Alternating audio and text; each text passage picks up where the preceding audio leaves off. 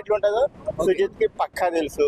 So ఎన్ని expectations పెట్టుకుంటే అంత మంచిది, నో ప్రాబ్లం. సినిమా అయితే ఒక రేంజ్ లో ఉండబోతుంది. బెనిఫిట్ షో కూడా ఓపెన్ చేశారు. ఎలా ఉండబోతుంది బెనిఫిట్ షో? రేపు ఈ టైం కి రచ్చ ఉంటుంది చూడు, ఏడ కూడా రచ్చ ఉంటది. అంతే, అన్ని థియేటర్లు దద్దరిల్లిపోతున్నాయా? పక్కా తగలబడిపోతుంది.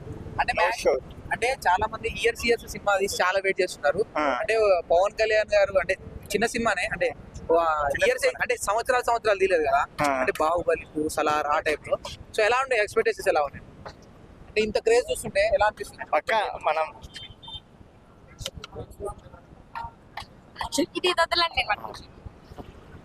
ఎక్స్పెక్టేషన్స్ అయితే చాలా ఉన్నాయి అన్న.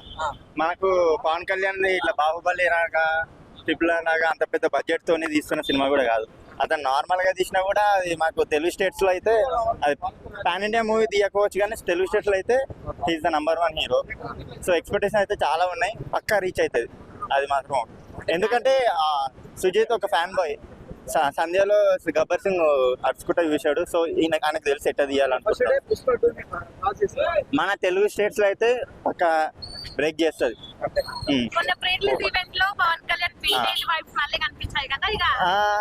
అది ఒక వేరే లెవెల్. అంటే మేము కూడా ఇలా ఈవెంట్ లో పక్కనే ఉన్నాం, చూసాము. ఫస్ట్ టైం ఒక పవన్ కళ్యాణ్ అయినా అనుకున్నాం మేమైతే అట్లా విషయం.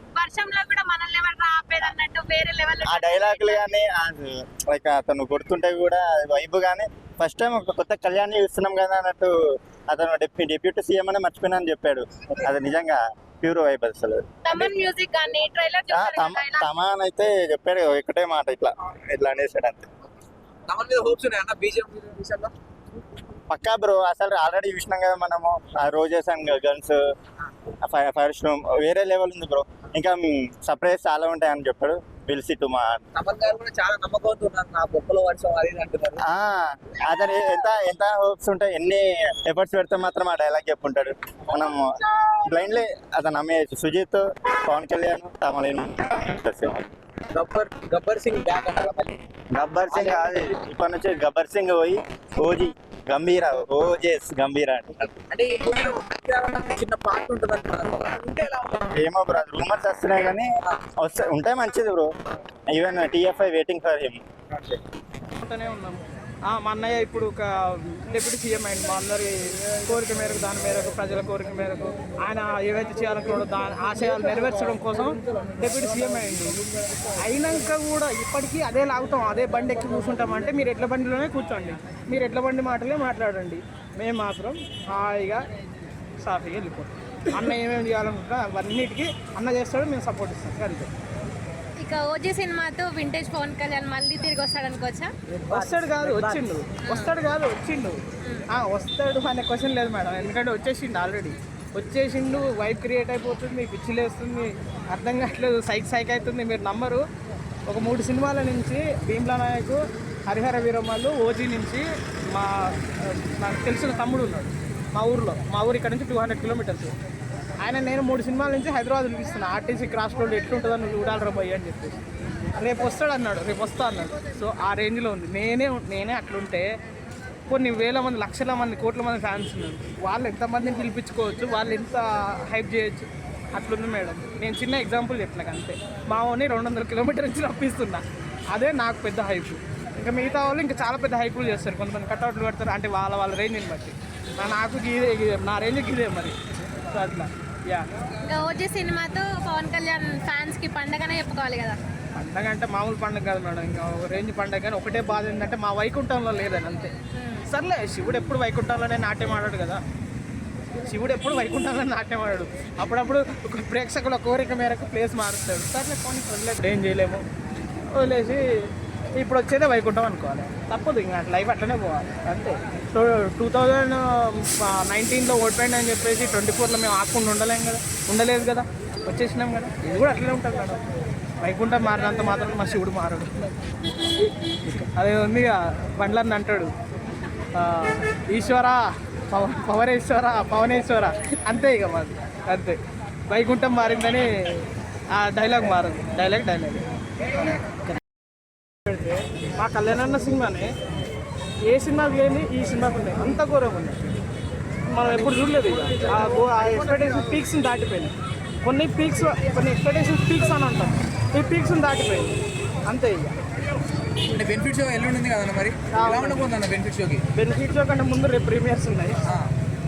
రేపు నాకు తెలిసి వీళ్ళకి బాగా బిజినెస్ అవుతుంది అన్న. ఎవరికంటే చెప్పను అన్న, ఈ మన శివలపెట్టెలు ఉంటాయి అన్న, మీరు నవ్వద్దు నిజంగా, సీరియస్ అన్న. ఎందుకంటే మా వాళ్ళు అంటున్నారు మా అమ్మ ఈ అయిపోయిందన్న. సోషల్ మీడియా రోజు ఫాలో అవుతున్నా నేను, ఒక 10 పేజీలు ఫాలో అవుతాను మా వాళ్ళు అంటున్నారు ఒక్కొక్కరు నిజమన్నా మా బాడీలు బయట కలెక్ట్ చేసుకోండి అంటున్నారు. ఆ రేంజ్లో ఉంటున్నాయి. అంటే అదేదో మాట వరుసగా అంటాం కానీ నిజంగా హైప్ మాత్రం అట్లనే ఉంది.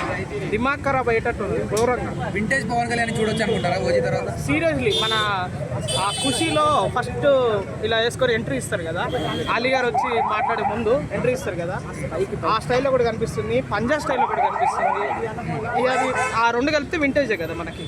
సో మనల్ని ఎవరు ఆపేదంటూ వర్షంలో మొన్న పవన్ కళ్యాణ్ చేసిన రచ్చ మామూలుగా లేదు కదా, దానిపై మీరేమనుకుంటారు? అది యాక్చువల్గా మాకే ఇప్పటికి డౌట్, మాకు మేము నమ్మలేకపోతున్నాం. ఇక్కడ నాతోని ఎంతమంది అంటే చెప్తారో నాకు, ఎంతమంది ఓకే అంటారో నాకు తెలియదు కానీ కళ్యాణ్ అన్న నిజంగానే వచ్చిరా లేకపోతే బాడీ డబుల్ వచ్చిందని అర్థమవుతలేదు నాకు నిజంగా.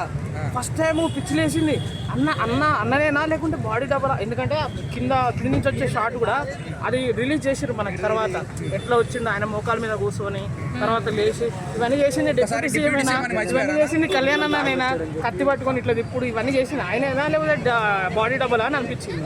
కాకపోతే ఆయనే చేస్తారులేండి, మరి బాడీ డబుల్ వాడాడు. డిప్యూటీ సీఎం అని మర్చిపోయారు అనుకోవచ్చా? మర్చిపోరు అంటే అది అది అంటే చెడు విధంగా కాదన్న, మంచి విధంగానే. ఎందుకంటే కోర్టే మొన్న చెప్పింది ఎవరో ఫాల్తూ కేసు పెట్టి సారీ మీడియా ఎవరో రాంగ్ కేసు పెడితే కోర్టే చెప్పింది అట్లా. అదేం పెద్ద తప్పు కాదు, అదేం నేరం. అంటే పవన్ కళ్యాణ్ సినిమాలు చేసి కూడా అవి కూడా ప్రజలకే పెడుతున్నాడు కదా, కూడా ప్రజలు పెడుతున్నారు. ఒకవేళ పెట్టకపోయినా సినిమా ఈజ్ ఆయన అదేం ఇల్లీగల్ బిజినెస్ కాదు కదా.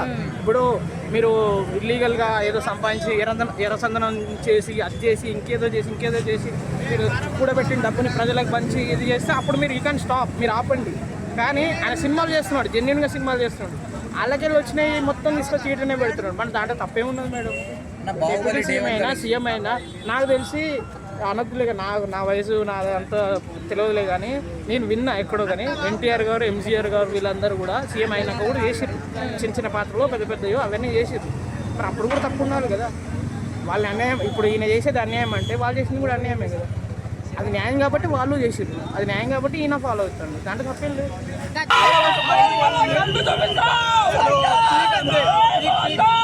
ఎక్స్పీరియన్స్ మాకు రాదు. ప్రీలీజ్ ఈవెంట్కి అందరూ షార్లు వేస్తే ఇంకా రేపు 25th అయితే చెప్పక్కర్లేదు. అంటే